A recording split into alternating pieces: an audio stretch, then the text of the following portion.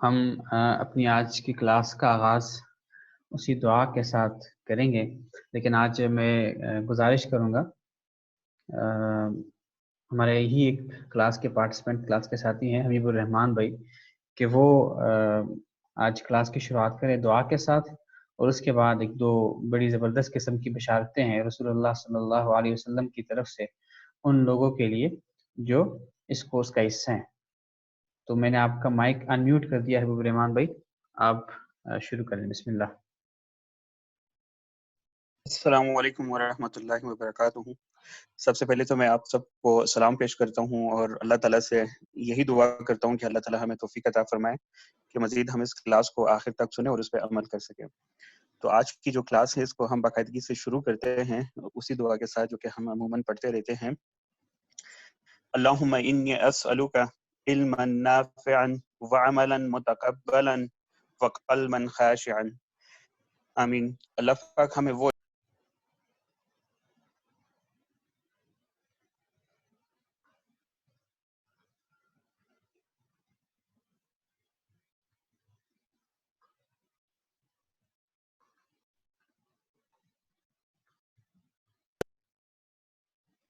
السلام علیکم۔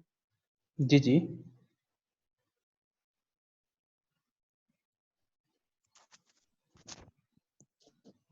ہلو، میری آواز آ رہی ہے آپ سب؟ جی جی آ رہی ہے، آ رہی ہے۔ تو ہمارے جتنے سننے والے ہیں ان سب سے میں ایک گزارش کرنا چاہوں گا کہ آج میں آپ سب کے سامنے دو ایسے حدیث پیش کرنے جا رہا ہوں جس میں نبی کریم صلی اللہ علیہ وسلم نے ہم تمام مسلمانوں کے لیے بالخصوص جو اس پروگرام کا حصہ ہیں اور یہاں پر جو اس پروگرام میں سن رہے ہیں یا مزید اس بات کو آگے پہنچانے کی کوشش کر رہے ہیں، ہم نے دنیا میں دیکھا ہے کہ بہت سارے ایسے لوگ ہیں جنہوں نے بہت سارے ایسے کام کیے ہیں جن کو نوبل پرائز سے بھی نوازا گیا ہے اور ان کو بہت سارے ایسے انعامات اور ان کے لیے ایسے الفاظ استعمال کیے گئے ہیں جو ان کے لیے بہتر ہیں، مگر جب نبی کریم صلی اللہ علیہ وآلہ وسلم کسی کو بہتر کہے، اس سے کوئی بڑی بات میرے خیال سے دنیا اور آخرت میں کسی بھی مومن مسلمان کے لیے نہیں ہو سکتی ہیں۔ تو آج بھی ایک حدیث ہے جس میں نبی کریم صلی اللہ علیہ وسلم نے ہم تمام مسلمانوں کے لیے بالخصوص اس گروپ کا جو حصہ ہے ان کے لیے ایک بہتر لفظ استعمال کیا ہے۔ وہ کن لوگوں کے لیے استعمال کیا گیا ہے سن لیجئے گا۔ صحیح بخاری شریف کا حدیث ہے، رسول اللہ صلی اللہ علیہ وآلہ وسلم نے فرمایا کہ تم میں سے بہتر وہ ہیں جو قرآن مجید پڑھیں اور پڑھائیں۔ ماشاءاللہ، بے شک ماشاء اللہ۔ نبی صلی اللہ علیہ وسلم نے حدیث میں فرمایا ہے کہ ہم سب میں سے ہیں، یعنی ان تمام مسلمانوں میں سے آپ جو بھی کام کرتے ہوں، جس بھی آپ شعبے میں کام کرتے ہوں، مگر بہتر لفظ اس نے اس مسلمان کے لیے یا اس انسان کے لیے استعمال کیا ہے جو قرآن مجید خود بھی پڑھے اور ساتھ میں دوسروں کو بھی پڑھائے۔ تو ہم اپنے غریبوں میں دیکھیں کہ ہمیں سے اتنے کیسے لوگ ہیں، کتنے لوگ ہیں جو ہم قرآن مجید خود بھی پڑھتے ہیں اور دوسروں کو بھی پڑھاتے ہیں۔ یہ سلسلہ عموماً ہم اپنے گھر سے ہی شروع کر سکتے ہیں، اپنے بال بچوں سے شروع کر سکتے ہیں، بہن بھائیوں سے شروع کر سکتے ہیں، تاکہ یہ اسی طرح بڑھتا جائے۔ پھر ایک دوسری حدیث شریف ہے جس میں نبی کریم صلی اللہ علیہ وآلہ وسلم ہم تمام مسلمانوں کے لیے دعا فرماتے ہیں۔ کن لوگوں کے لیے دعا فرماتے ہیں؟ ہم عموماً عالم دین سے، اپنے والدین سے دعا کی گزارش کرتے ہیں کہ آپ ہمارے لیے دعا فرمائیں کہ ہمارا دنیا اور آخرت خوبصورت ہو جائے۔ تو اس حدیث شریف میں نبی کریم صلی اللہ علیہ وآلہ وسلم خود دعا فرما رہے ہیں۔ حدیث شریف ہیں، حدیث پڑھنے اور پڑھنے والوں کے لیے رسول صلی اللہ علیہ وسلم کی دعا۔ ترمذی شریف کا حدیث ہے، میں نے نبی اکرم صلی اللہ علیہ وآلہ وسلم کو فرماتے ہوئے سنا، اللہ اس شخص کو تر و تازہ اور خوش رکھے جس نے مجھ سے کوئی بات سنی پھر اس نے ایسے جیسے کچھ مجھ سے سنا تھا ہو بہو دوسروں تک پہنچا دیا، کیونکہ بہت سے لوگ جنہیں بات یعنی حدیث پہنچائی جائے پہنچانے والوں سے کہیں زیادہ وہ بات توجہ سے سنے اور محفوظ رکھنے والے ہوتے ہیں۔ بے شک، ماشاءاللہ نبی کریم صلی اللہ علیہ وسلم خود فرماتے ہیں اور وہ دعا کرتے ہیں کہ اللہ تعالیٰ آپ کو تر و تازہ اور خوش رکھے۔ صرف اور صرف ایک ہی بات انہوں نے کہی ہے کہ وہ حدیث یا میری وہ بات ہو بہو جس طرح میں نے کہی ہوں آپ سن کر کسی دوسرے مسلمان دوسرے انسان تک پہنچائے تو نبی کریم صلی اللہ علیہ وسلم آپ کے لیے خود دعا فرماتے ہیں۔ ماشاءاللہ، اس سے بڑی خوشخبری اور کیا ہو سکتی ہے ہمارے لیے۔ دو حدیث شریف ہیں، ایک جو آپ میں سے بہتر وہ ہے جو قرآن پڑھے اور دوسروں کو پڑھائیں۔ دوسری بات نبی صلی اللہ علیہ وسلم کی دعا ہے ہم تمام مسلمانوں کے لیے۔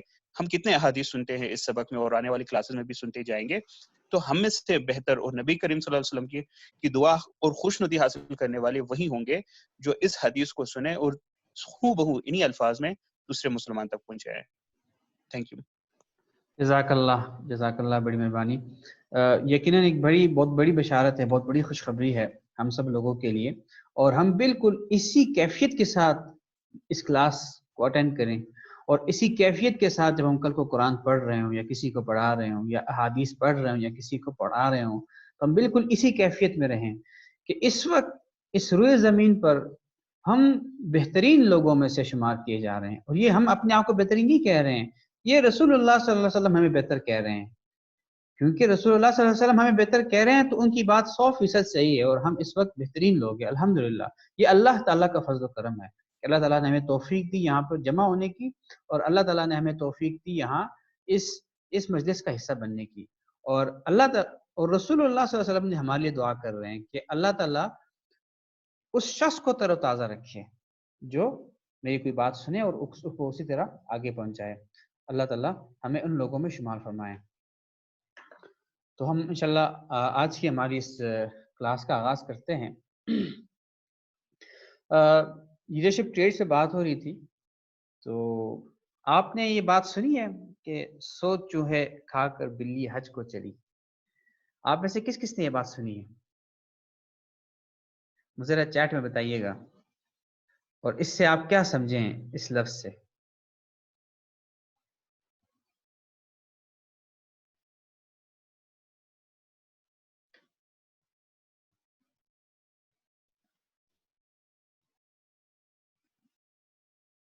جب عموماً آج کل ایک بڑی عام سی بات ہے، یہ کی جاتی ہے کہ جب کوئی بندہ نیک بن جاتا ہے یا کوئی نیکی کی بات کرتا ہے تو اس کہا جاتا ہے کہ 100 چوہے کھا کر بلی حج کو چلی.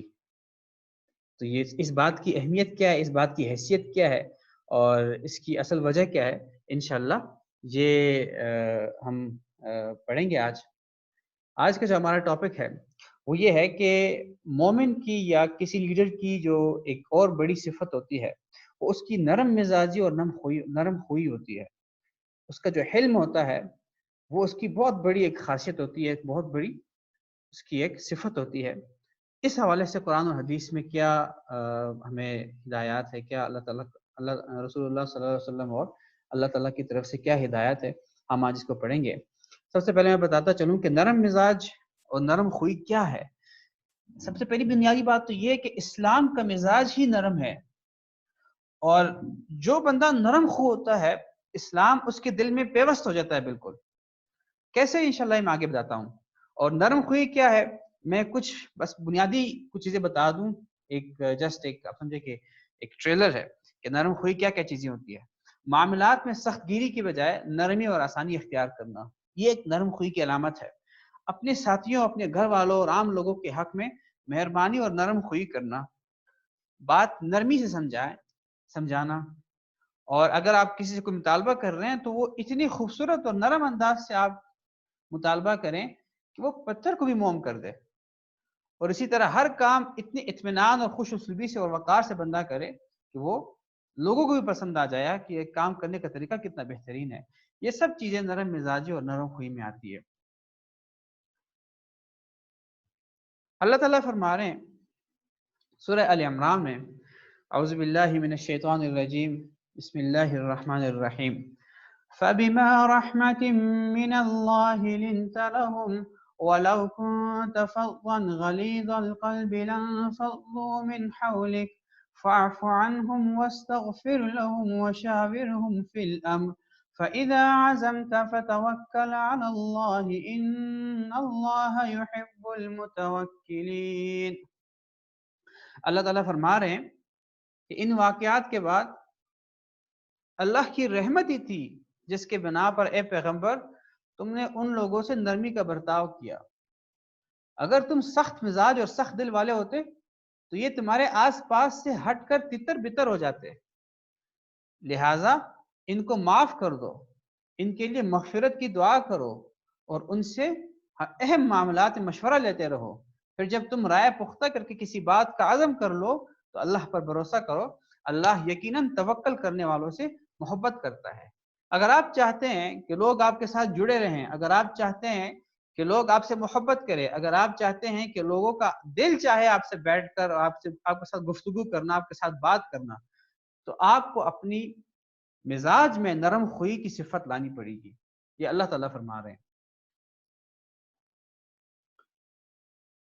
ایک بڑی غلط فہمی ہمارے معاشرے میں پائی جاتی ہے کہ یار اگر جہاں نرمی سے بات کریں گے تو اس سے تو فائدہ نہیں ہوگا، جب تک بندہ سختی سے بات نہیں کرے گا تو کام ہی نہیں چلے گا. اس طرح بہت سارے شوہروں کے ذہن میں یہ غلط فہمی ہے کہ اگر بیوی کے ساتھ وہ نرمی سے بات کرے گا تو بات ہی نہیں چلے گی جب تک وہ سختی نہیں دکھائے گا، یا اگر اولاد کے ساتھ سختی نہیں کرے گا تو اس کے جو ہے وہ نتائج نہیں نکلیں گے. یا بہت سارے باس ہوتے ہیں جو یہ سمجھتے ہیں کہ جب تک وہ امپلائیز کے ساتھ سختی معاملہ نہیں کریں گے تب وہ فائدہ ہی نہیں ہوگا ہمیں. یہ ایک بہت بڑی غلط فہمی ہمارے معاشرے میں پائی جاتی ہے. اللہ تعالیٰ کیا فرما رہے ہیں اس حوالے سے، اور رسول اللہ صلی اللہ علیہ وسلم کیا فرما رہے ہیں اس حوالے سے؟ مسلم شریف کی حدیث ہے کہ نبی کریم صلی اللہ علیہ وسلم کی اہلیہ حضرت عائشہ رضی اللہ عنہا سے روایت ہے کہ رسول اللہ صلی اللہ علیہ وسلم نے فرمایا، عائشہ، اللہ تعالیٰ نرمی کرنے والا ہے اور نرمی کو پسند فرماتا ہے، اور نرمی کی بنا پر وہ کچھ عطا فرماتا ہے جو درست مزاجی یعنی سخت مزاجی کی بنا پر عطا نہیں فرماتا.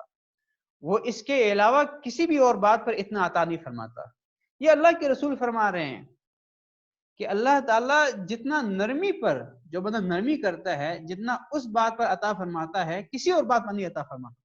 اور ہم یہ سمجھتے ہیں کہ ہمیں سختی پر عطا ہوگی اور نرمی پر ہمیں نقصان ہوگا. یہ ہمارے ذہن کی ایک بہت بڑی غلط فہمی ہے. اس وقت ہمارے اداروں میں، ہمارے گھروں میں، ہمارے معاشرے میں ہر ایک کے ذہن میں یہ غلط فہمی ہے، اور بس اس نے اپنے جو ہے نا ماتھے پہ 12 بجائے ہوتے ہیں اور جو ہے ہر وقت اتنا سخت مزاج ہوتا ہے کہ پتہ نہیں بندے کو کیا ہو گیا ہے. اللہ ہمیں اسی حال سے بچائے.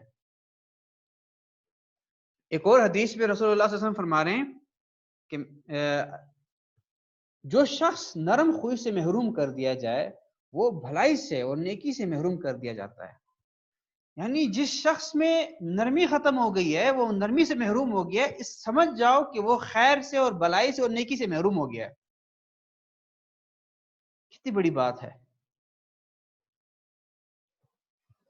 ہم چاہتے ہیں نا ہم خیر کا کام کریں، ہم بھلائی کا کام کریں، ہم معاشرے میں اچھا کردار ادا کریں، تو ہمیں اس کے لیے نرم خو بننا پڑے گا.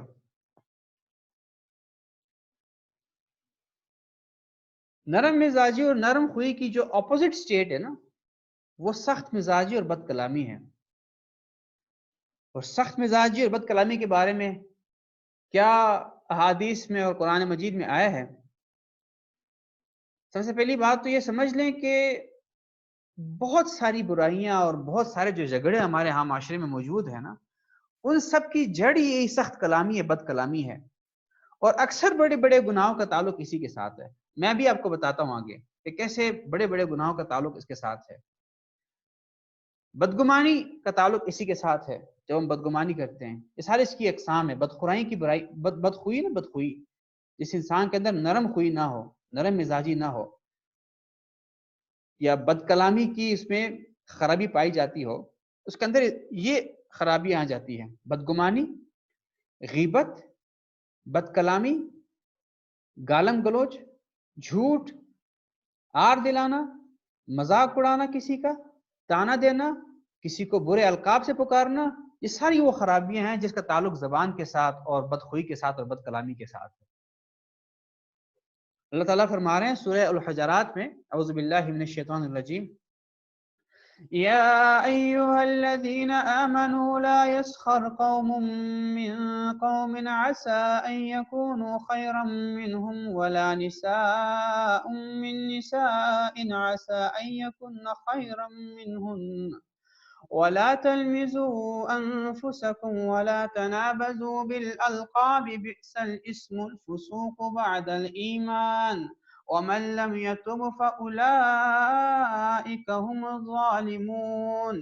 يا أيها الذين آمنوا اجتنبوا كثيرا من الظن إن بعض الظن إثم ولا تجسسوا ولا يغتب بعضكم بعضا أيحب أحدكم أن يأكل لحم أخيه ميتا فكرهتموه فَكَرِهْتُمُوهُ وَاتَّقُوا اللَّهَ إِنَّ اللَّهَ تَوَّابٌ رَحِيمٌ۔ اللہ تعالیٰ سورہ الحجرات میں فرما رہے ہیں کہ اے ایمان والو، نہ تو مرد دوسرے مردوں کا مذاق اڑائیں، ہو سکتا ہے وہ جن کا مذاق اڑا رہے ہیں خود ان سے بہتر ہوں، اور نہ دوسری عورتیں دوسری عورتوں کا مذاق اڑائیں، ہو سکتا ہے کہ وہ جن کا مذاق اڑا رہی ہیں وہ ان سے بہتر ہوں۔ آپ کو کیا پتا آپ جس کا مذاق اڑا رہی ہیں کہ اللہ کے آگے کون بہتر ہے؟ اور تم ایک دوسرے کو تانا نہ دیا کرو اور نہ ایک دوسرے کو برے القاب سے پکارو۔ ایمان لانے کے بعد گناہ کا نام لگنا بہت بری بات ہے، یعنی برے القاب کسی کو لگانا، اور جو لوگ ان باتوں سے باز نہ آئیں تو وہ ظالم لوگ ہیں۔ اے ایمان والو، بہت سے گمانوں سے بچو، بعض گمان گناہ ہوتے ہیں، اور کسی کی ٹوہ میں نہ لگو اور ایک دوسرے کی غیبت نہ کرو۔ کیا تم میں سے کوئی یہ پسند کرے گا کہ وہ اپنے مرے ہوئے بھائی کا گوشت کھائے؟ اس سے تو تم خود نفرت کرتے ہو، اور اللہ سے ڈرو، بے شک اللہ بڑا توبہ قبول کرنے والا ہے، اللہ تعالیٰ بہت مہربان ہے۔ یعنی اللہ تعالیٰ نے آخر میں حل بتا دیا، اللہ سے ڈرو تو آپ کے اندر سے یہ برائیاں خود بخود ختم ہو جائے گی۔ سورہ الحجرات ایک اور حدیث ہے جس میں رسول اللہ صلی اللہ علیہ وسلم نے عائشہ سے فرمایا کہ اے عائشہ، اللہ کے یہاں قیامت کے دن وہ لوگ بدترین ہوں گے جن کے شر کے ڈر سے لوگ ان سے ملنا چھوڑ دیں۔ یعنی وہ بندہ جس بندے سے لوگ اس لیے نہ ملتے ہوں کہ یار اس کا مزاج بڑا سخت ہے، بہت غصے والا ہے، بہت گالیاں دیتا ہے یا سخت باتیں کرتا ہے، جس بندے سے لوگ اس وجہ سے ملنا چھوڑ دیں، قیامت کے دن وہ بدترین لوگوں میں سے شمار ہوگا۔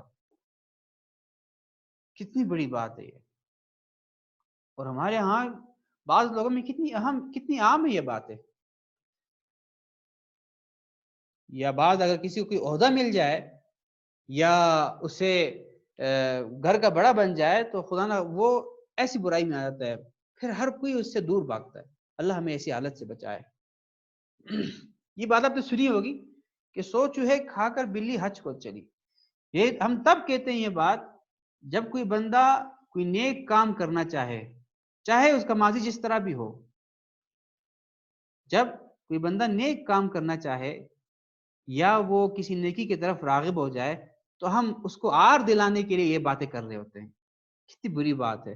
اللہ کے رسول نے کیا فرمایا ہے؟ ترمذی شریف کی حدیث ہے کہ نبی اکرم صلی اللہ علیہ وسلم نے فرمایا، جس نے اپنے کسی دینی بھائی کو کسی گناہ پر آر دلایا تو اس کی موت نہیں ہوگی یہاں تک کہ اس سے وہ گناہ صادر ہو جائے۔ یعنی اگر کسی بھائی کسی مسلمان کو کسی گناہ پر آپ آر دلا رہے ہیں تو یہ جان لو کہ تب تک تمہاری موت نہیں ہوگی جب تک تم خود اس گناہ میں مبتلا نہ ہو جاؤ۔ کتنی سخت بات ہے۔ یہاں کسی بھائی سے، ہمارے کسی مسلمان سے کوئی غلطی ہو جاتی ہے، کوئی گناہ ہو جاتا ہے اور ہم اس کے پیچھے پڑ جاتے ہیں اور اس کو بیچارے کو کہیں کا نہیں چھوڑتے۔ ہمارے سوشل میڈیا میں کیا کر رہے ہوتے ہیں؟ یا تو ہم خود کسی کو آر دلا رہے ہوتے ہیں، یا جب کوئی دوسرا کسی کو آر دلا رہا ہوتا ہے ہم اس کو شیئر کر رہے ہوتے ہیں۔ کیا یہ اللہ کے رسول، کیا یہ ایک مسلمان کی صفات ہے؟ کہ یہ اللہ کے رسول کی ہدایات ہے ہمیں؟ اور اللہ کے رسول کیا فرما رہے ہیں؟ وہ خود اس میں مبتلا ہو جائے گا۔ کیا ہم چشم پوشی نہیں کر سکتے ہیں کسی کی، کسی گناہ پر؟ اللہ ہمیں آر دلانے والا نہ بنائے کبھی کہ ہم کسی کو آر دلائیں۔ ان سب چیزوں کی جو جڑ ہے نا، وہ زبان کے ساتھ بڑا تعلق رکھتا ہے۔ زبان ہی وہ چیز ہے جو ان بہت ساری برائیوں کی جڑ ہے۔ ترمذی شریف کی حدیث ہے جس پہ رسول اللہ صلی اللہ علیہ وسلم نے فرمایا کہ انسان صبح کرتا ہے تو اس کے سارے اعضاء زبان کے سامنے اپنی عاجزی کا اظہار کرتے ہیں اور کہتے ہیں کہ تو ہمارے سلسلے میں اللہ سے ڈر، اس لیے کہ ہم تیرے ساتھ ہیں۔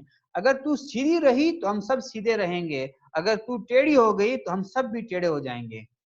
یہ جب انسان صبح کرتا ہے تو انسان کے بدن کے جتنے اعضاء ہیں، آنکھ ہے، ناک ہے، پاؤں ہے، ہاتھ ہے، یہ سب زبان سے کہتے ہیں کہ اگر تو سیدھی رہے گی نا، زبان اگر سیدھی رہی تو ہم سب سیدھے رہیں گے۔ کیونکہ زبان کی استقامت تمام اعضاء کی استقامت ہے. یہ زبان اگر ہمارے کنٹرول میں آ جائے تو یہ سمجھ لیں کہ ہمارا سارا بدن ہمارے کنٹرول میں آ گیا. آگے بھی اس حوالے سے حدیث ہے. ایک اور حدیث میں صحیح بخاری شریف کی حدیث ہے جس میں آپ صلی اللہ علیہ وسلم نے فرمایا کہ بندہ ایک بات زبان سے نکالتا ہے اور اس کے متعلق نہیں سوچتا کہ کتنی بے ادبی کی بات کر لی، کتنی کفر کی بات پہ نکل لی، لیکن اس کی وجہ سے وہ دوزخ کے گھڑے میں اتنی دور گر پڑتا ہے جتنا مغرب سے مشرق دور ہے. یعنی بعض اوقات ہم کوئی بات کر لیتے ہمیں یہ اندازہ ہی نہیں ہوتا یار ہم نے کتنی غلط بات کر دی، لیکن اس وجہ سے ہم پتہ نہیں کہاں پہنچ چکے ہوتے ہیں، اللہ تعالیٰ کی رحمت سے کتنی دور ہو چکے ہوتے ہیں. یہ زبان کی اس زبان کا جو بیجا استعمال ہے یا غیر احتیاط جو ہم اس میں کرتے ہیں وہ ہمیں کہاں سے کہاں لے جاتی ہے. اور خاص طور پہ آپ نے دیکھا ہوگا رمضان میں لوگ اور زیادہ زبان کا غلط استعمال کر رہے ہوتے ہیں، جیسے وہ لوگوں پر احسان کر رہے ہوں، گالیاں وہ دے رہے ہوتے ہیں، لڑائی جھگڑے وہ کر رہے ہوتے ہیں اور پتہ نہیں کیا کیا کر رہے ہوتے ہیں. چھوٹی سی بات ہوتی ہے اور پتہ نہیں ادم مچا دیتے ہیں، ہنگامہ مچا دیتے ہیں، حالانکہ اس بات کو نہیں سوچ رہا ہوتا ہے کہ میں نے اس بات سے پتہ نہیں کیا میں کہاں تک پہنچ جاؤں، اللہ کی رحمت سے کتنا دور پہنچ جاؤں. یہی حال ہمارا سارا سار رہتا ہے. یہاں کسی نے کوئی بات نہیں کی ہم سے اور چھوٹی سی بات ہوتی ہے اور ہم اس کو ایسا بات کا بتنگڑ بنا دیتے ہیں جیسے پتہ نہیں اس نے کوئی میرے پر فائر کیا ہو. ایک اور حدیث میں رسول اللہ صلی اللہ علیہ وسلم فرماتے ہیں، حضرت سفیان بن عبداللہ الثقفی فرماتے ہیں کہ میں نے رسول اللہ صلی اللہ علیہ وسلم سے عرض کیا کہ اللہ کے رسول آپ مجھ سے ایسی بات فرمائیں جسے میں مضبوطی سے پکڑ لوں. آپ نے فرمایا کہ کہو میرا رب محبوب حقیقی یعنی اللہ ہے، پھر اسی عہد پر قائم رہو. میں نے عرض کیا کہ اللہ کے رسول آپ کو مجھ سے کس چیز کا زیادہ خوف ہے؟ آپ صلی اللہ علیہ وسلم نے فرمایا، آپ صلی اللہ علیہ وسلم نے اپنی زبان پکڑی اپنے ہاتھ سے اور فرمایا کہ اسی کا زیادہ خوف ہے مجھے، یعنی کہ مجھے سب سے زیادہ اس زبان کا خوف ہے کہ کہیں تم یہ زبان غلط استعمال نہ کرو. اب اگر کسی کے اندر خدا نخواستہ کوئی بد کلامی یا سخت مزاجی آ گئی ہے یا نرم خوئی اس کے اندر نہیں ہے تو اس کا علاج کیا ہے؟ سب سے پہلے تو جو گالیاں دیتے ہیں اس کا علاج کیا ہے؟ رسول اللہ صلی اللہ علیہ وسلم فرماتے ہیں، ایک حدیث میں بخاری شریف کی حدیث ہے کہ دو آدمیوں نے نبی کریم صلی اللہ علیہ وسلم کی موجودگی میں جھگڑا کیا. ہم بھی نبی کریم صلی اللہ علیہ وسلم کی خدمت میں بیٹھے ہوئے تھے. ایک شخص دوسرے کو غصے کی حالت میں گالی دے رہا تھا اور اس کا چہرہ سرخ تھا. نبی کریم صلی اللہ علیہ وسلم نے فرمایا کہ میں ایک ایسا کلمہ جانتا ہوں کہ اگر یہ شخص اسے کہہ لے تو اس کا غصہ دور ہو جائے گا، اور یہ کلمہ ہے اعوذ باللہ من الشیطان الرجیم. جہاں کہیں آپ کسی کو غصے میں دیکھیں یا آپ کو غصہ آئے تو آپ اسی وقت جو ہے یا گالیاں کوئی دے رہا ہو اعوذ باللہ من الشیطان الرجیم زور زور سے پڑھنا شروع کرے تاکہ وہ بھی سنائی دے. ایک اعوذ باللہ من الشیطان الرجیم ہے، ایک کلمہ ہے درود شریف پڑھا کریں. جہاں کہیں جھگڑا ہونے لگے، جہاں کوئی بندہ اس طرح گانے دینے لگے تو آپ زور زور سے درود شریف پڑھنا شروع کر دیں، اعوذ باللہ من الشیطان الرجیم پڑھنا شروع کر دیں. آپ یقین مانیں ایسا جادو کی طرح جو ہے وہ بندہ ٹھنڈا ہو جائے گا، جادو کی طرح. اعوذ باللہ من الشیطان الرجیم، اللہم صلی علی محمد، اللہم صلی علی محمد، اللہم صلی علی محمد، یہ پڑھا کریں، زور زور سے پڑھیں. جتنے لوگ ہیں وہ سب پڑھنا شروع کرتے ہیں، پھر دیکھنے کیسے وہ سارا ماحول جو ہے نا وہ ٹھنڈا ہو جاتا ہے. دوسری جو بہت بڑا علاج ہے جسے آج کل ہم اب سمجھے بھول ہی گئے ہیں، وہ خاموشی ہے. ان بہت ساری برائیوں کا جو علاج ہے وہ خاموشی ہے. بخاری شریف کی حدیث ہے، رسول اللہ صلی اللہ علیہ وسلم نے فرمایا کہ من صمت نجا، جو خاموش رہا اس نے نجات پائی. خاموش رہیں. یہ بات سمجھ لیں کہ ہر جگہ یا ہر بات کے جواب میں بولنا ضروری نہیں ہوتا، بلکہ اکثر جگہوں پہ تو بات کرنے کی ضرورت ہی نہیں ہوتی کہ ہم کوئی بات کریں یا ہم ضرور کچھ نہ کچھ بولیں. اکثر جگہوں پہ تو خاموش رہنے میں نجات ہوتی ہے. خاموش رہیں. ہم اپنی زبان کو کنٹرول میں لانے کے لیے سب سے پہلی چیز ہے وہ ہے خاموش رہنا. آپ خاموش رہیں ساری برائیاں ختم ہو جائیں گی انشاءاللہ، ساری برائیاں ختم ہو جائے گی زبان کی. خاموش رہیں اور تب تک نہ بولیں آپ جب تک آپ کو 100% یقین نہ ہو کہ ہاں اگر میں بولوں گا تو وہ خیر کا باعث ہے. ہمارے ہاں ایک بڑی غلط فہمی پائی جاتی ہے، اس بندے کو زیادہ اہمیت دی جاتی ہے، یا یہ جو ایک ویسٹرن فلسفہ ہے کہ بس جو جتنا زیادہ بولے گا وہ اتنا زیادہ اچھا انسان ہے. جبکہ اللہ کے رسول فرما رہے ہیں من صمت نجا، جس نے جو خاموش رہا اس نے نجات پائی. ہر جگہ بولنے والی نہیں ہوتی، بلکہ بہت ساری جگہ بولنے والی نہیں ہوتی. ایک اور جگہ ایک اور حدیث ہے جس میں حضرت انس رضی اللہ عنہ رسول اللہ صلی اللہ علیہ وسلم سے روایت کرتے ہیں، آپ صلی اللہ علیہ وسلم نے فرمایا ابو ذر کیا میں تمہیں 2 خصلتیں نہ بتاؤں؟ آپ صلی اللہ علیہ وسلم اور ابو ذر غفاری رضی اللہ عنہ کا مکالمہ چل رہا ہے کہ ابو ذر کیا میں تمہیں 2 خصلتیں یعنی 2 خصوصیتیں 2 صفات نہ بتاؤں جو پشت پر انسان کے عمل کے لحاظ سے بہت ہلکی ہیں جبکہ میزان میں بہت بھاری ہیں. وہ بیان کرتے ہیں میں نے عرض کیا جی ہاں بتائیں. آپ صلی اللہ علیہ وسلم نے فرمایا خاموش رہنا اور اچھے اخلاق اختیار کرنا.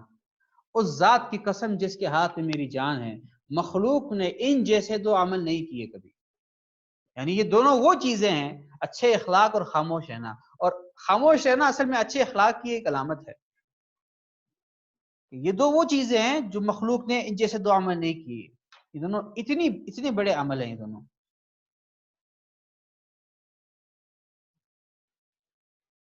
اور آخر میں یہ رسول اللہ صلی اللہ علیہ وسلم کی ایک ضمانت ہے، بہت بڑی حدیث ہے، بہت مشہور حدیث ہے، بخاری شریف کی حدیث میں رسول اللہ صلی اللہ علیہ وسلم نے فرمایا کہ میرے لیے جو شخص ان 2 چیزوں کی ضمانت دے میں اسے جنت کی ضمانت دے رہا ہوں. کن 2 چیزوں کی؟ پہلی چیز جو دونوں جبڑوں کے درمیان ہے یعنی زبان، اور دوسری چیز جو دونوں ٹانگوں کے درمیان ہے یعنی شرمگاہ. جو بندہ ان 2 چیزوں کی ضمانت دے گا کہ میں ان کو غلط استعمال نہیں کروں گا میں اسے جنت کی ضمانت دے رہا ہوں. یہ اللہ کے رسول صلی اللہ علیہ وسلم کی ضمانت ہے. اللہ کے رسول صلی اللہ علیہ وسلم کی ضمانت ہے یہ. جس کا مطلب کیا ہے کہ جو بندہ اپنی زبان اور اپنی شرمگاہ کو کنٹرول میں کرے، برائیوں سے، بے حیائی سے اور زبان کے غلط استعمال سے اپنے آپ کو روک دے، وہ لازماً جنت کی طرف جائے گا. وہ لازماً ایسے کام کرے گا جو اسے آخرکار جنت تک لے جائیں. یہ دونوں وہ اہم چیزیں ہیں اور رسول اللہ صلی اللہ علیہ وسلم کی ضمانت ہے. اور آخری چیز اس میں یہ ہے، قرآن مجید کی ایک آیت ہے یا ایھا الذین آمنوا اتقوا اللہ وکونوا مع الصادقین. ایسے لوگوں کے ساتھ ہو جائیں جو نرم خو ہیں، آپ کے اندر خود بخود نرم خوئی آ جائے گی. ایسے لوگوں کی مجلس میں بیٹھیں، ایسے لوگوں کے ساتھ دوستی بنائیں، ایسے لوگوں کو اپنے گھر بلائیں، ایسے لوگوں کے گھر جائیں جو نرم خو ہیں، جن کے اندر نرم مزاجی ہیں. آپ کے اندر خود بخود نرم مزاجی آ جائے گی. اللہ تعالیٰ ہمیں یہ صفت عطا فرمائے، یہ نرم خوئی والی، یہ نرم مزاجی والی، اور اللہ تعالیٰ ہمیں ایسا بندہ بنائے کہ ہم اس بہترین صفت سے متصف ہو جائیں. یہ ہماری آج کی کلاس یہاں تک ہوئی. اب انشاءاللہ ہم اپنی